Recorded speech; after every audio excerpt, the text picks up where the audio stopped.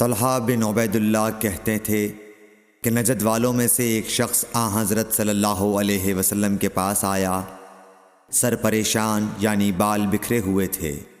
ہم اس کی آواز کی بن بناہٹ سنتے تھے اور ہم سمجھ نہیں پا رہے تھے کہ وہ کیا کہہ رہا ہے، یہاں تک کہ وہ نزدیک آن پہنچا جب معلوم ہوا کہ وہ اسلام کے بارے میں پوچھ رہا ہے۔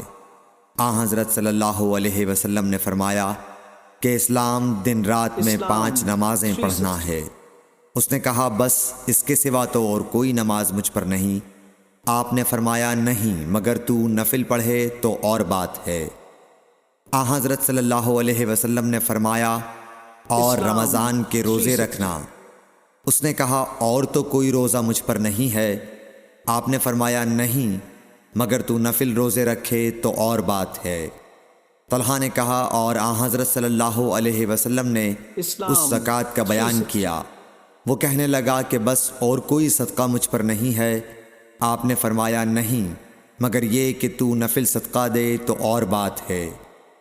پھر وہ شخص پیٹھ موڑ کر چلا گیا، یوں کہتا جاتا تھا قسم خدا کی میں نہ اس سے بڑھاؤں گا نہ گھٹاؤں گا۔ حضرت صلی اللہ علیہ وسلم نے فرمایا اگر یہ سچا ہے تو اپنی مراد کو پہنچ گیا۔ صحیح بخاری حدیث نمبر 46۔